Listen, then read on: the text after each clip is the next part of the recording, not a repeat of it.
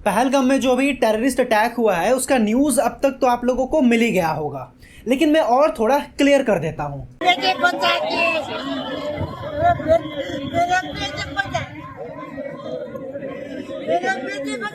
पहलगाम में हुए अटैक के बाद भारत ने अपना कदम उठा लिया है।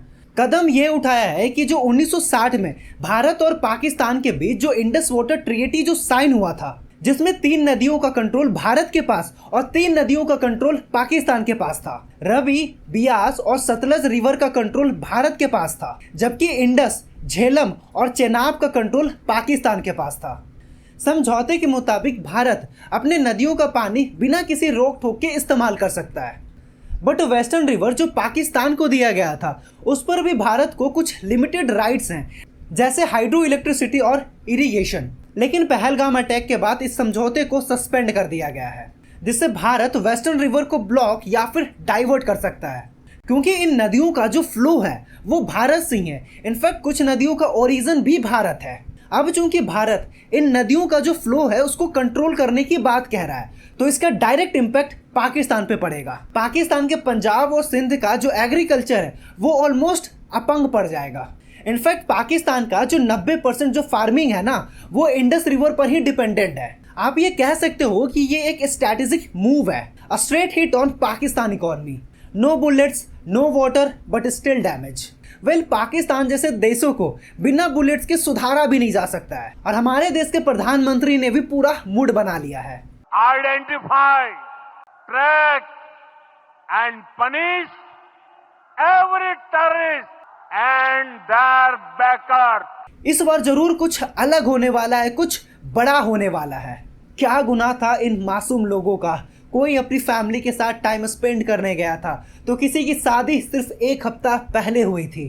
ये बताते हुए ना मेरा रोंगटा खड़ा हो जा रहा है। हस्बैंड को मार दिया, वो कहती है कि मुझे भी मार दो, लेकिन वो टेररिस्ट कहता है कि जाके कह दो नरेंद्र मोदी को। बताइए किस तरह से हिंदुओं को बेरहमी से छाट छाट के मारा है। पहले आईडी चेक किया, फिर 3 बार कलमा पढ़ने को कहा, और जब इससे भी मन नहीं भरा तो मर्दों के पैंट उतार कर ये चेक किया गया कि वो हिंदू है या मुस्लिम।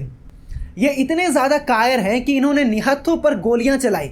उसके बाद तुम इंडियन आर्मी का ड्रेस पहन लेते हो। खैर, इंडियन आर्मी से लड़ने का इनका तो वैसे भी औकात नहीं है। मैं कुछ वीडियोस देख रहा था जहां पे लोग ये दलील दे रहे हैं कि आतंकवादियों का थोड़ी ना कोई मजहब होता है, उनका थोड़ी ना कोई धर्म होता है। भाई, अगर ये सब चीज़ें अगर देख कर भी अगर समझ नहीं रहे हो तो फिर मेरे पास शब्द नहीं है कि मैं तुम्हें समझा पाऊँ। तो अच्छा, तुम लोगों के लिए यही होगा कि तुम भारत से पाकिस्तान चले जाओ। ये जो अटैक हुआ है ना, इसका जिम्मा द रेजिस्टेंस फ्रंट नाम के मिलिट्री ग्रुप ने लिया है, जो पाकिस्तान बेस्ड लश्कर-ए-तैयबा का फ्रंट ऑर्गेनाइजेशन है। पता है आपको, इस अटैक से पहले पाकिस्तान के आर्मी चीफ असीम मुनीर का एक वीडियो सामने आता है, जहां वो एक प्रोग्राम में, आप खुद देखो video. We are different from the Hindus in every possible aspect of life. Our religion is different. Our customs are different. Our traditions are different. Our thoughts are different. Our ambitions are different. That was the foundation of the two-nation theory that was laid there. इसके भाषण से ये साफ समझ में आ रहा है कि भारत और पाकिस्तान के बीच ये युद्ध को और बढ़ावा दे रहा है, क्योंकि इसके पीछे का कारण भी है। पाकिस्तान की इकोनॉमी पूरी तरह से कोलैप्स कर चुका है। अब जहां देखो जहां लड़ाइयां हो रही है, जहां देखो पाकिस्तान में प्रोटेस्ट हो रहा है। अभी कुछ दिन पहले पाकिस्तान में ट्रेन हाईजैक जैसा कांड हुआ। सिंध में कैनाल प्रोजेक्ट को लेकर लोग प्रोटेस्ट कर रहे हैं, और ऐसा कहा जा रहा है कि 25 तारीख से ये प्रोटेस्ट और ज़्यादा बढ़ने वाला है। पहलगाम अटैक के बाद लोगों का जो ध्यान है वो डाइवर्ट करने की कोशिश की जा रही है, ताकि लोगों का फोकस इंटरनल इशू से हटकर उनके मिलिट्री के सपोर्ट में चला जाए। इस अटैक के पीछे का पर्सनली मुझे एक रीज़न और लगता है, शायद मैं गलत भी हो सकता हूँ। अभी आपको पता होगा कि चाइना और अमेरिका के बीच अभी ट्रेड वॉर चल रहा है। अमेरिका चाइना के ऊपर 245% तक टैरिफ लगा चुका है। इससे होगा ये कि जो चाइना में बड़ी बड़ी कंपनियां हैं जो मैन्युफैक्चरिंग कर रही है वो भारत शिफ्ट हो सकती है। तो जाहिर सी बात है, जब वो कंपनियां भारत शिफ्ट होगी तो भारत का इकोनॉमी काफ़ी ज़्यादा बूस्ट होगा, और यही चीज़ पाकिस्तान नहीं चाहता है। वो इस तरह का अटैक करके ये साबित करना चाहता है कि पाकिस्तान उनके लिए सेफ नहीं है। और आप कह सकते हो कि जो देश अगर सेफ नहीं है तो वहाँ कोई भी कंपनियां क्यों ही इन्वेस्ट करेगी। वो कहते हैं ना कि हम खुद भी नहीं बढ़ेंगे और तुम्हें भी बढ़ने नहीं देंगे।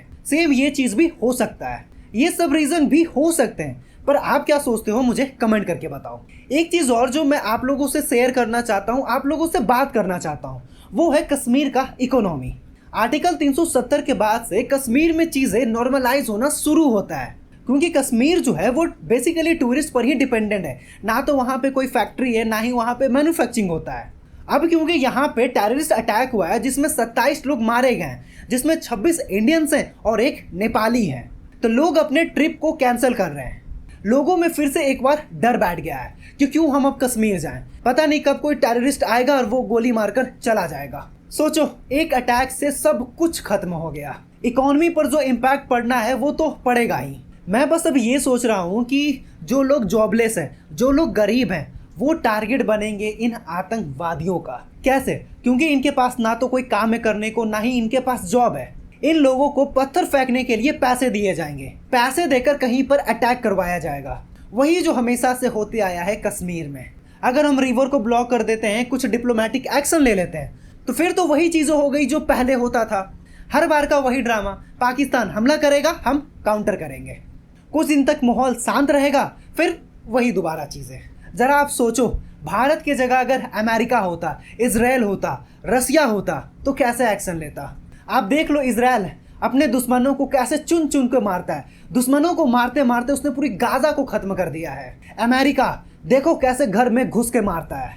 अमेरिका का टेररिज्म पे मुझे एक चीज़ अच्छा लगता है कि ऐसे देशों पर सैंक्शन लगा दो। अगर कोई देश अगर इन्हें माल सप्लाई कर रहा है तो उन पर भी सैंक्शन लगा दो। खैर, अब देखना है कि मोदी जी क्या एक्शन लेते हैं, अमित शाह का क्या डिसीजन होता है, हमारा देश कैसे अब इस सिचुएशन से बाहर निकलता है। मुझे आप लोगों से एक बात और करना है, बात नहीं, या फिर आप कह लो कि रिक्वेस्ट कर रहा हूँ मैं रिक्वेस्ट ये करना चाहूँगा कि आप उन क्रिएटर का वीडियोस ना देखो जो मिस इन्फॉर्मेशन फैला रहे हैं। भारत से गलती हुई है, भारत इसे एक्सेप्ट भी करता है। जो अभी मीटिंग हुआ उसमें राहुल गांधी ने ये चीज़ पूछा, अमित शाह ने ये एक्सेप्ट किया कि हमसे गलती हुई है। मैं कहना ये चाहता हूँ कि अभी सरकार को क्रिटिसाइज करने के अलावा हमें उनके साथ होना चाहिए। जो लोग इस टेररिस्ट अटैक में मारे गए हैं, हमें उनके साथ होना है।